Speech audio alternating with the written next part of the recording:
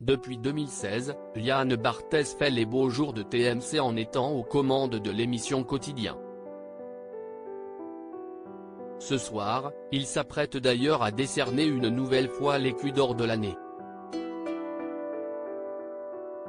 Toujours très professionnel, l'animateur de 48 ans n'éprouve aucune difficulté à parler de sa carrière ou de ses projets professionnels futurs. En revanche, il se veut bien plus silencieux sur sa vie privée et son cadre familial. Conscient que certains détails pourraient être déformés ou que ses proches pourraient être exposés, il préfère garder ce pan de sa vie sous clé. Agacé d'être toujours questionné sur son intimité, Liane Barthès n'hésite plus à remballer les médias trop curieux.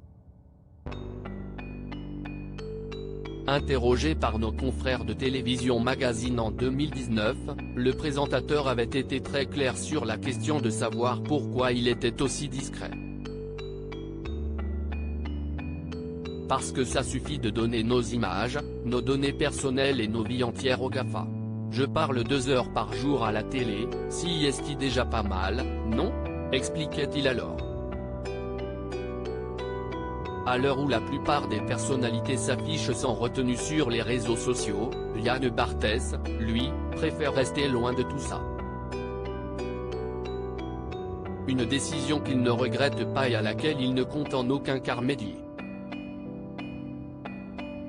J'aurais aimé être comme les Daft Punk. Son intimité, Liane Barthès y tient tout particulièrement. Conscient d'évoluer quotidiennement dans un monde de requins, il met donc un point d'honneur à ne jamais se dévoiler. La discrétion est la chose la plus précieuse au monde pour moi. Surtout dans ce métier, qui n'a absolument aucune. J'aurais aimé être comme les Daft Punk. Si est-il top d'être connu sans être reconnu. On ne se rend pas compte de la chance qu'ils ont. A-t-il ensuite ajouté.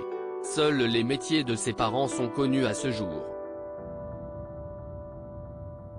Son père était cheminot et sa mère travaillait dans un office notarial. Concernant ses relations amoureuses et sa vie de famille, on ne sait absolument rien. Il s'agit donc d'un secret très bien gardé qui permet à l'animateur de vivre tranquille une fois les caméras coupées et les photographes éloignés.